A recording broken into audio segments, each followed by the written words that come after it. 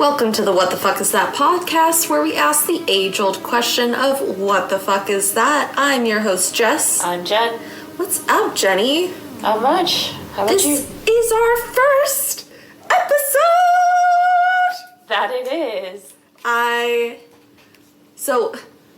will say, this is a re-record. We had originally recorded, just in we want to be honest and transparent from the beginning. We didn't know what we were doing. Absolutely not. We recorded this first episode. I went back. It was in February that we recorded it. Oh, God. I started these notes in December. That was so long ago. We recorded in February the first time we did this. And then we were editing a more recent episode, and I listened to it, and we were both just kind of like, maybe we should re-record this, because it was... Dude, that was so long ago. Back in December to now. Yeah. So much has happened. It's now amazing. We have an actual podcast coming out. Yeah. It's amazing to see where we started out from to now. My brain went the amount of time it took us from actually putting it together to now has been the amount of time for a baby. It's been by the time we put out the show, it'll be September 1st. It will, yes. So it'll be a 9-month process. God. But yeah, this is our first episode, and we're really excited to have everyone here. In our first episode, I really just want to be hey, this is what we are and what we do. So we are a paranormal, true crime, all things spooky ooky, gets under your skin type podcast. We will do anything from talking about serial killers to cults to cryptids, because trust me, Mothman is on the list. We will talk about that big wing daddy, I guarantee you. Oh, I've been for a while now on that one. I don't think you understand how much people fucking love Mothman. I can imagine. Oh, it's gonna be so good to teach you about him, and then I'm gonna show you all the fan art that people... So send me all. I want all of it. I want all of your favorite Mothman fan art. And you can send that to our Instagram.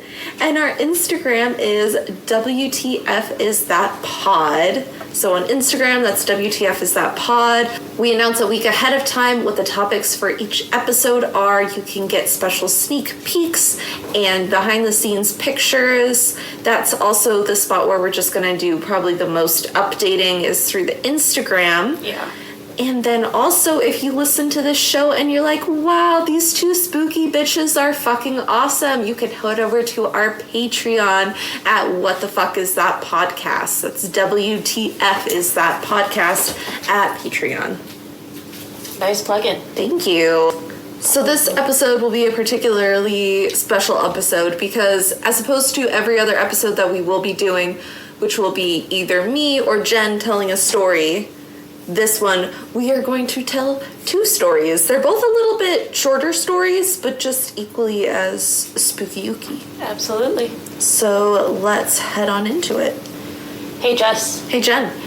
Have you ever heard of the Emily Morgan Hotel? What the fuck is the Emily Morgan Hotel? I'd love to tell you. Awesome. So my story takes place in Texas. That's where I'm from. Ooh.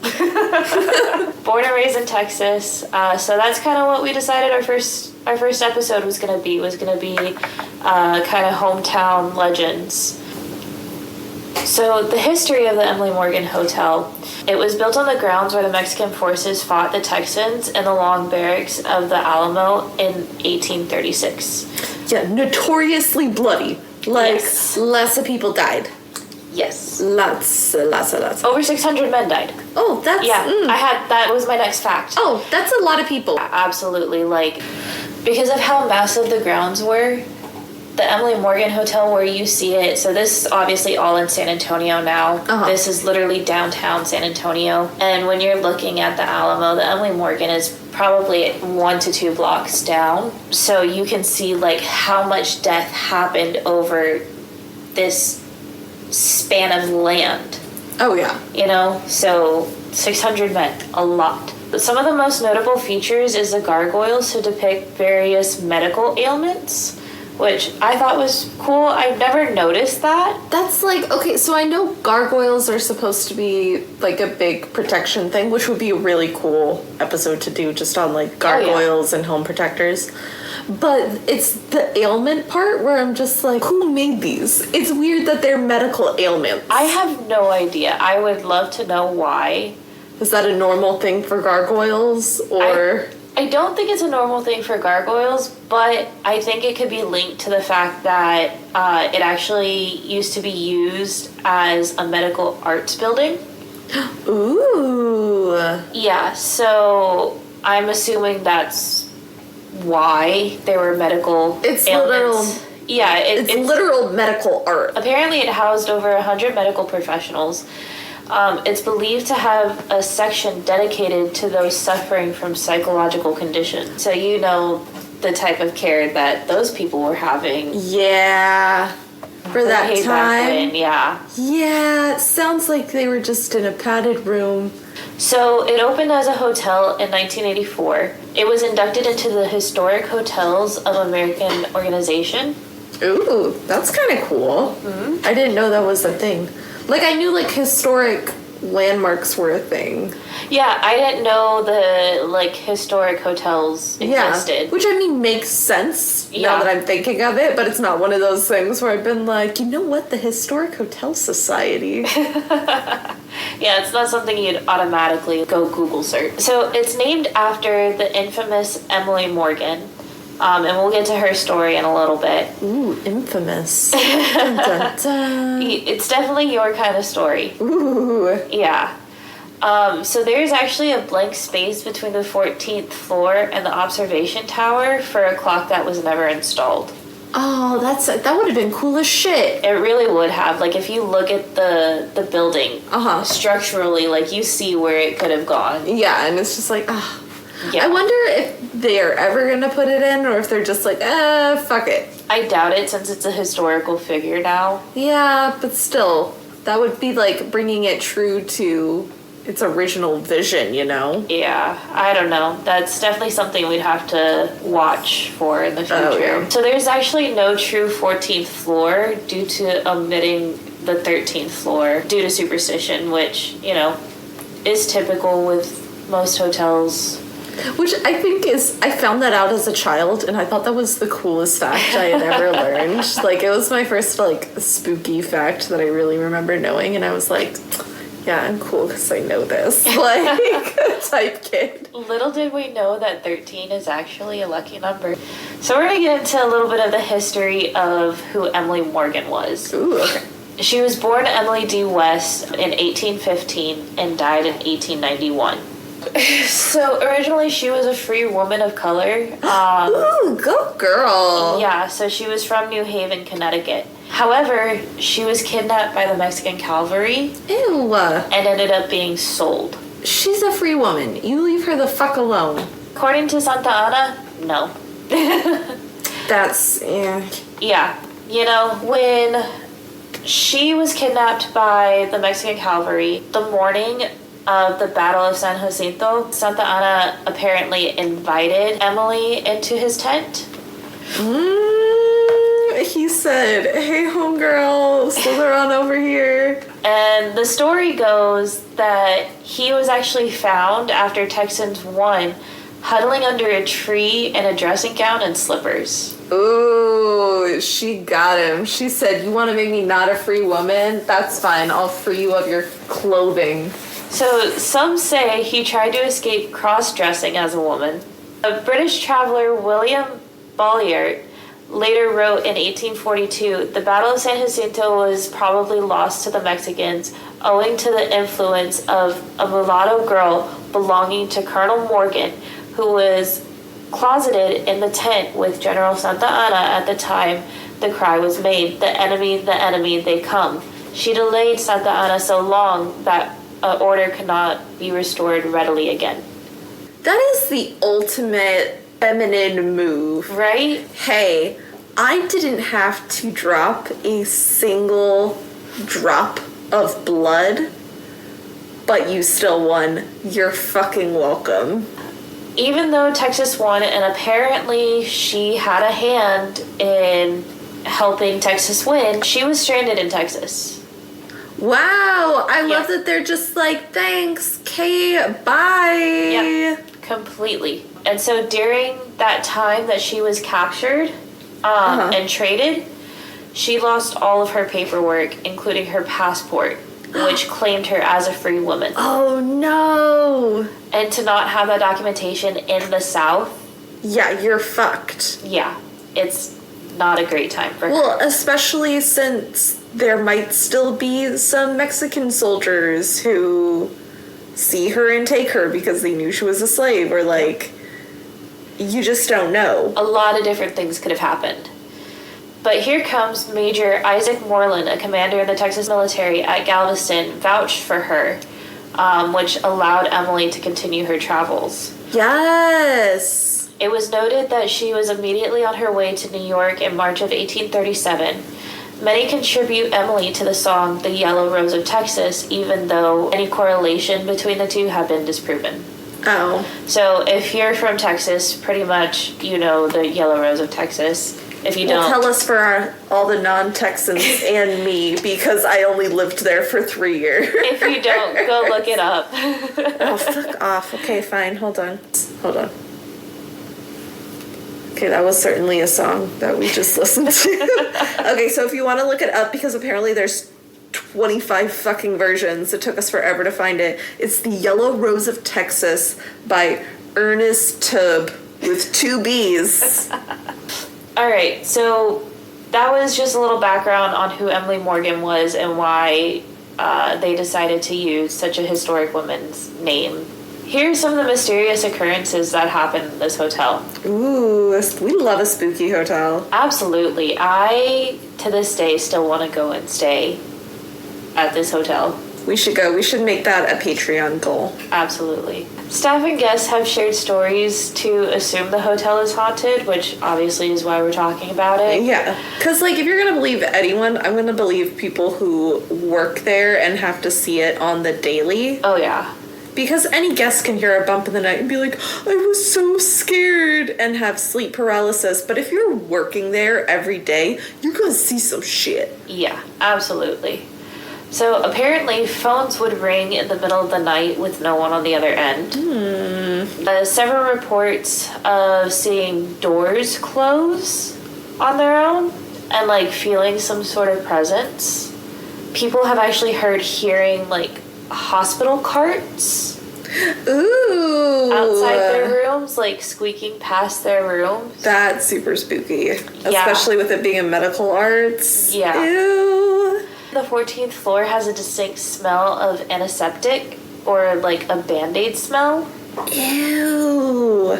Yeah. That made my stomach churn at just thinking of the thought of what that smells like. Well, to be quite honest, I'm so very used to antiseptic. Like, I work in a hospital, so I don't think it would really bother me. That's fair, but I'm just thinking, like, old, like, antiseptic, like, Band-Aids when it's been, gummed up. Yeah. Ugh. I think you're thinking of, like, a totally different... I also have toddlers, who are going through a Band-Aid phase.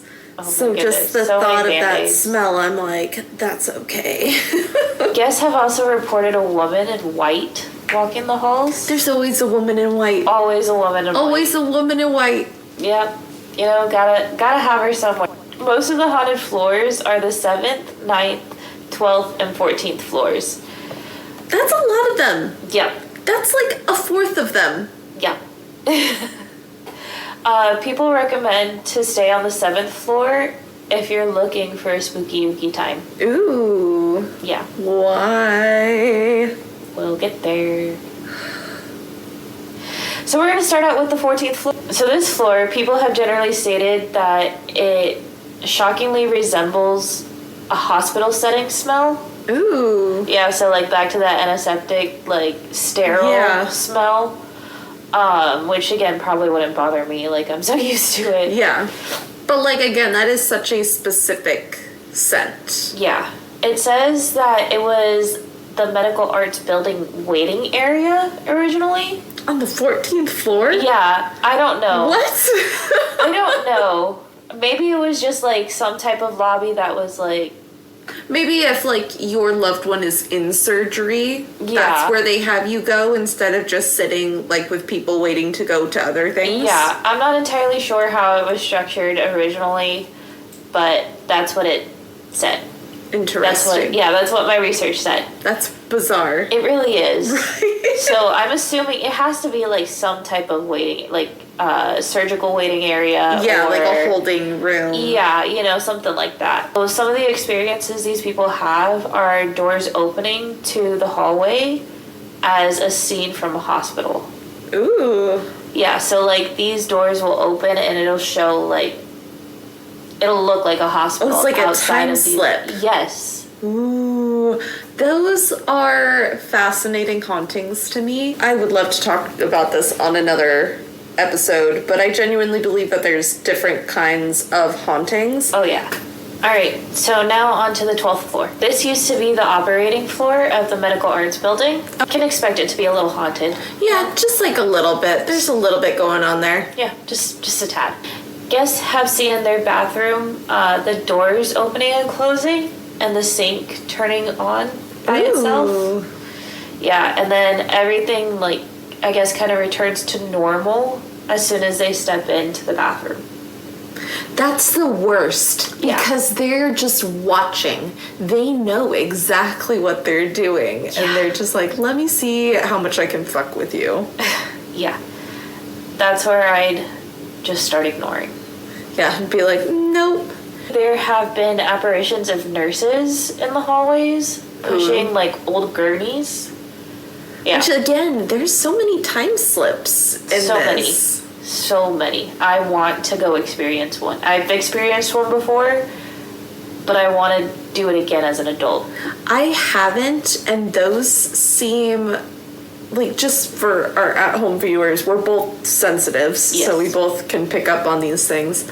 But I haven't been in a time slip situation. I can usually handle myself pretty well around spirits, but I don't know how I would handle a situation like that. I'm not gonna lie, it's really trippy. Like, it's a little disorienting. I would think so, because it's one of those things where you're like, I see everything else going on, but that's also right there. Yeah.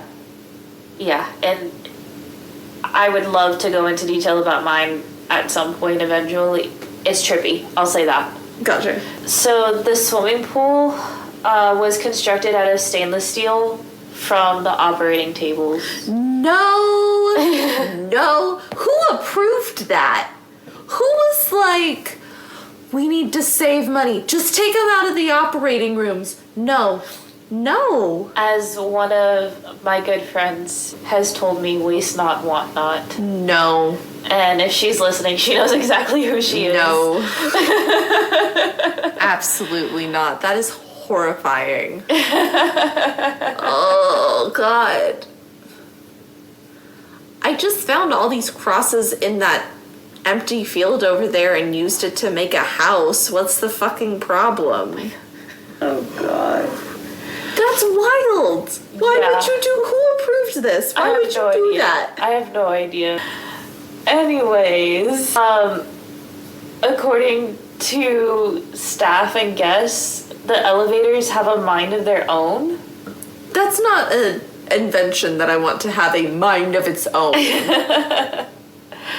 Apparently, there are also calls to the front desk with no guests on the elevator. So, like, the phone, I guess the emergency phone, or, like, that phone that's inside most elevators. But yeah, so no guests were on the elevator at the time that call is made out. Ooh. Yeah. It'll actually go past requested floors. Yeah. They're like, actually, you're gonna stay on the 13th floor. Just wait. Oh no. It's gonna bring them to the worst floors. Suddenly, guests are taken down to the basement. No! Where the morgue was. No, it's always a morgue. Oh, it's always a morgue. So here we get to the basement. No, the basement is never a good spot. You never want to be in the basement. Oh God, what happened in this basement other than dead people? So there have been sightings of like glowing orbs dancing. There have also been reports of disembodied voices. And you ready for this one? No, I'm not, but you're gonna tell me anyways, because that's the point of this podcast. Yeah. The smell of burning flesh. Ew. Which again, it's so specific. Yeah. Why is it so specific? It's like disgustingly specific. Yeah, so that's the basement. At least we kind of got to the worst of the worst. Yeah, but like, I'll say that's the worst that of the worst. That one's an understandable haunting. If you're having if you have a haunted building, the basement's probably real bad. Probably. Like, just stay away. Just don't go in. Stay away if you can. But I mean, apparently it's taking guests on its own.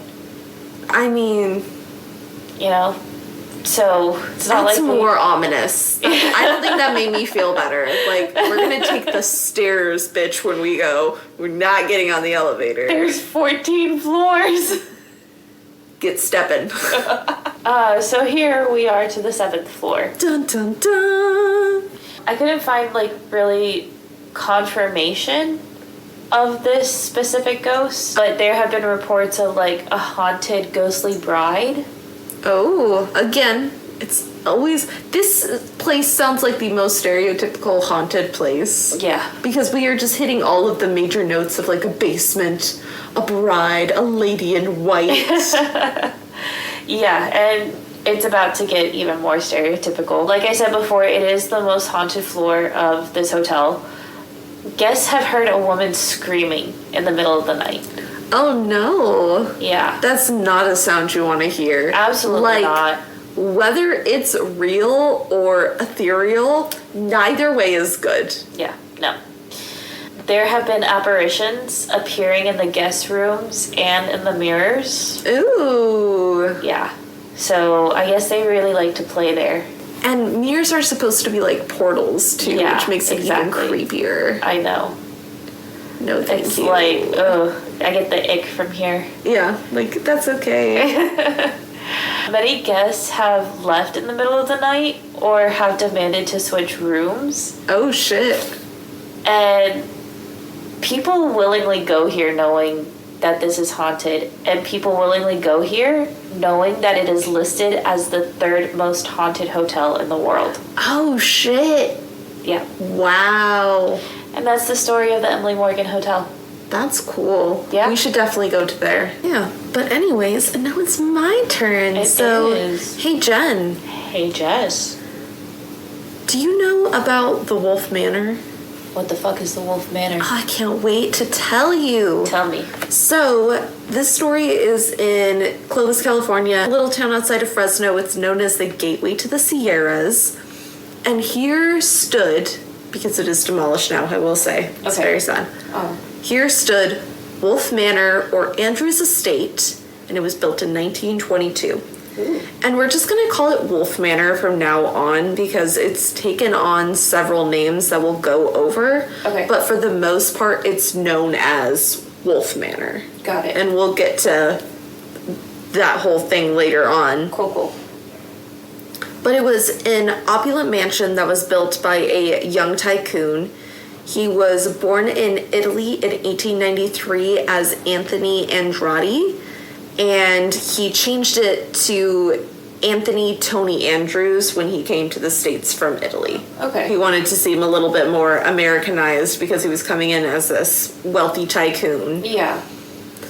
But I legit have no idea, like, what type of tycoon he was, how he made his money, or how he got to America.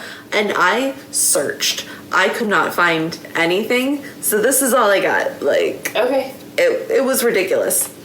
So just because the house was so damn huge, yeah, he went bankrupt from the upkeep alone. Oh, jeez. So this Italian tycoon comes, builds his dream house, and goes bankrupt immediately. And so then he turns to drinking, and he passed away in 1929 at 1936. Oh, goodness. Only 7 years after building the house. Wow. So we are off just to a great start. So, like, he didn't die in the house. Like, he went bankrupt and it was taken away from him. Right. But it then, like, dropped him into a depression of drinking and, he died at 36. Jeez. So, yeah. So we're... imagine the liver damage. Like, he obviously had to have died from cirrhosis of the liver. Oh, yeah.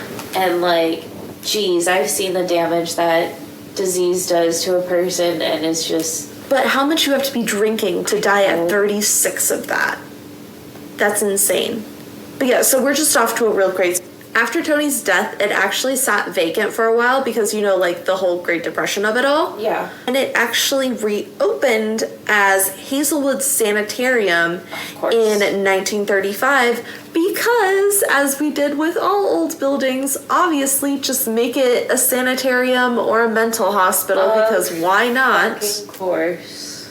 So this was housing specifically for TB patients. And if you've ever seen conditions of like a TB ward, there's a ton of bad energy. Oh, yeah. Because they just could not get people to stay like working there, and there was always too many patients. They were essentially just there dying. And in 1942, it was purchased by the Telford family. Okay. And then changed to the Kelvis Avenue Sanitarium.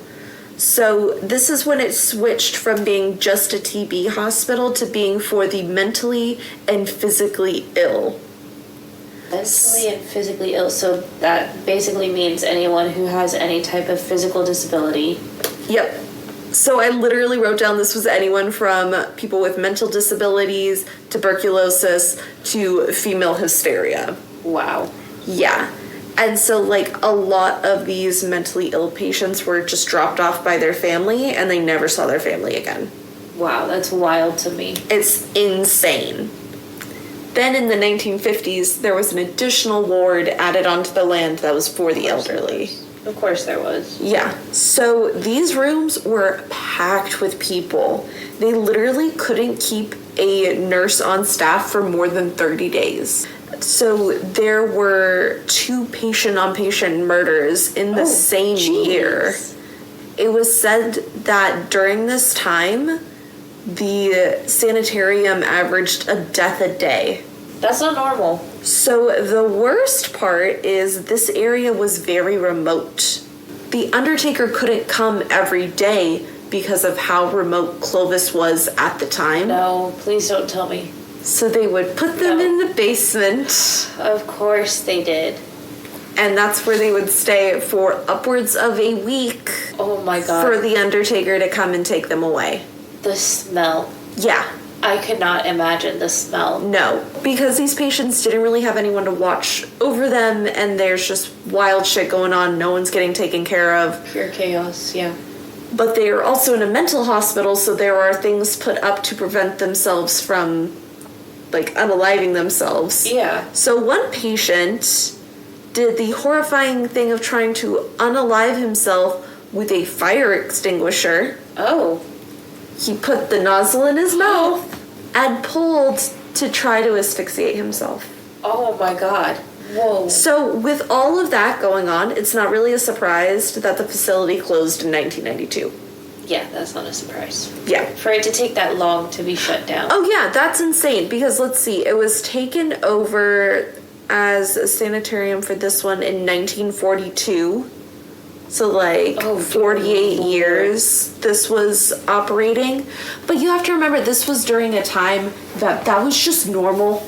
I mean, fair. That was just a thing that happened. Jeez. And no one really talked about it because they all wanted the option of being able to ship people off there if they really needed to. The house took on its final life when Todd Wolfe purchased the estate in 1997. Okay. So he had the intention of making it into a haunted attraction. Ooh.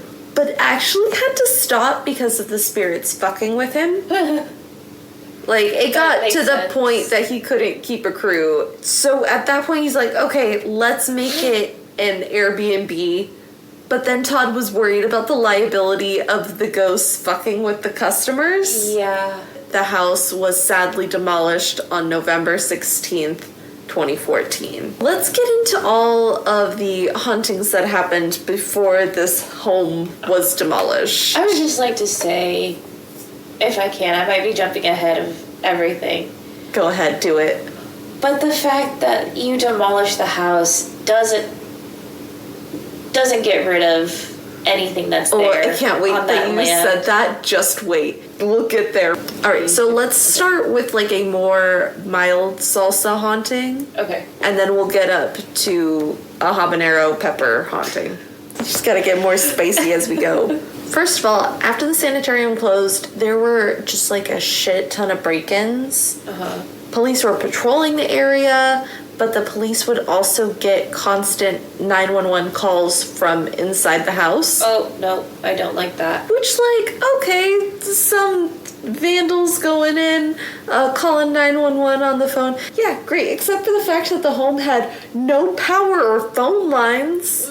No, don't like that. Yeah, like no, so there is literally no way for them to call 911, but they would get 911 calls at least once a week from the house. Nope. Don't like it. Nope. Yeah. Run away. So, remember your question about the spirits and the land and... God, yes. Okay. Yeah. So, all the spirits got moved from the larger barracks to the main house when they had destroyed that addition, and a medium wanted to try to save them. So now there is even more energy in one little tiny spot. And I'm sure some of those ghosts were not happy about being moved in the first place. Oh, 100%. Understandably, there's a lot of dark entities. There are a ton of stories of people getting pushed, their hair pulled, legs grabbed. There is just so much energy coursing through this house. There's a room called the Red Room. Nope. And when you're standing in the room, you can hear full hospital ward sounds all around you. I think that Stephen King movie already, like, proved to us anything called the Red Room. Yeah, absolutely not. Don't do it. If you venture down to our all-favorite room of the house, the basement, you will probably feel like you're being followed. Oh, that's not funny. There have been doorknobs heard turning in rooms that have no doorknobs. Nope, don't like that. Visible orbs flying. Several people who have gone into the house reported bringing home an unwanted male spirit with them, and they had to drive back to the manor to return him.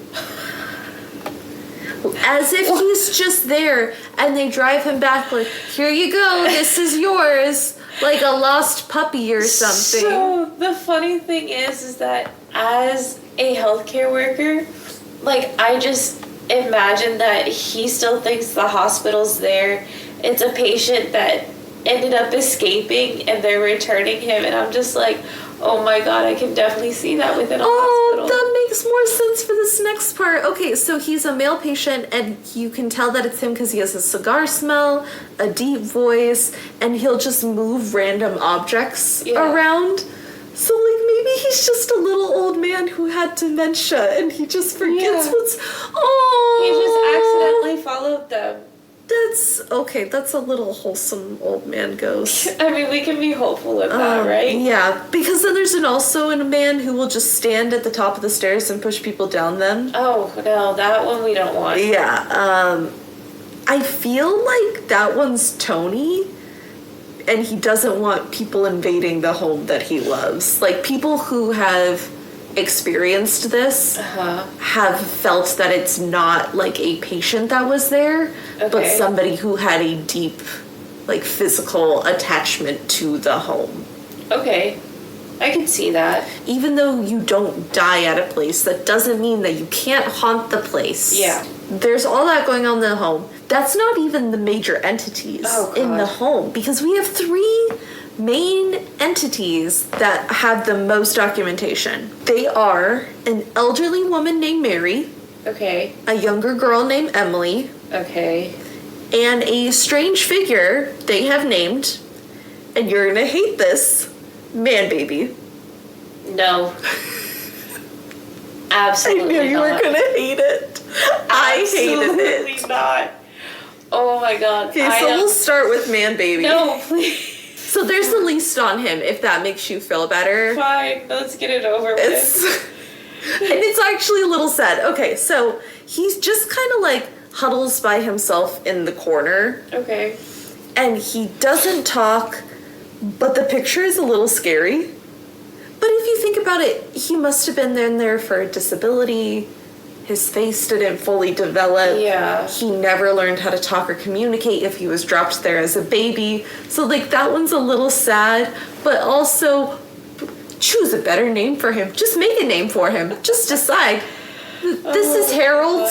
Harold's the Man Baby. Go. Like, no, that just makes it worse. That's Harold. Let's move on to Emily. So Emily is the little girl, and no one knows like what happened to her. Okay. She could have been left by her parents, or her parents were patients that passed away at the hospital, or her family honestly could have just moved there for being poor, because like that's a fucking weird thing that used to happen. Yeah. You would be put in like a sanitarium if you were just homeless. They're like, we don't know what to do with you, so we're just gonna put you here. I mean, so you're not on the street. Need I remind you, a death a day. Doesn't matter if there's a roof over my head. If I have to worry about surviving every day, it's not worth it. I mean, don't you worry about having to survive every day? Not like that. It's mostly my own internal struggle. It's not like I might need to fight another patient today. Anyways, even though no one really knows how she died, there are a lot of accounts of people playing near the manor with a little girl only to turn around and she's gone.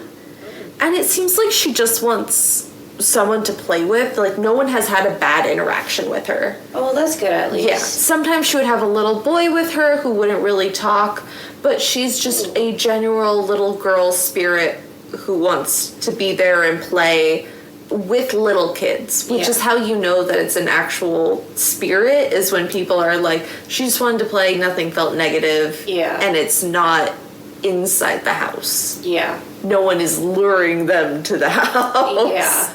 Yeah, that's definitely a good note, I guess, if there's gonna be a spirit there. Yeah, at least it's not like a creepy little girl spirit. Yes. So then finally we have Mary. And Mary is the elderly spirit of the manor. Mary has a whole room, and she is very protective of it. Okay. Well, had a whole room. The whole house is demolished now. But she had a whole room and was very protective of it. She had a specific chair that you could not move, and if you did, she would move it back. Oh, that's creepy. You don't fuck with Mary's shit. She likes it a specific way. Leave it alone. I mean, I get that. I get it, girl. Like, you know, the tism just does not let you move anything. Well, and with everything going on, she's just like, this is my space. I will not die in here. There you go. Don't touch shit. People step into her room and immediately get bad vibes. She just flat out doesn't want people in there. She will literally rush into people to push them out of the room. Jeez. Yeah, the Wolfe Manor earned its name of a black hole, and I'm honestly kind of bummed that I didn't get to go. But I went to school in 2014 and wasn't like into paranormal at the time. So it was only like up for a couple of months when I'd gotten to college. And Ghost Adventures has an episode on it, so you know we'll be watching that later. And that was the Wolfe Manor. Loved it. Thank you. It's kind of like, it's like a little creepy. It's like an introductory creepy spooky. So with that, how we're going to end all of our shows is a creepy note from our resident creep master extraordinaire, Jen. Me. So what do you have for us today? So I was originally going to go with one fact, but after going through these stories, I think I'm going to change it. Ooh, pivot. Yes. You know, cremations, they happen, right? Okay. Well, there is a specific point during the cremation process where the meat is cooked perfectly. I'll leave you with that. I don't, why? You're welcome. I mean, like, I guess. All right, and with that, you can follow us on social media on Instagram at WTFisthatpod. If you like what you heard today, come on over to our Patreon at WTFisthatpodcast. Over there, you can get early releases, some extra content from us, all that good stuff, a private Discord chat. Fun. And we can't wait to talk to you guys next time. We hope you enjoyed our first episode of What the Fuck Is That? Bye.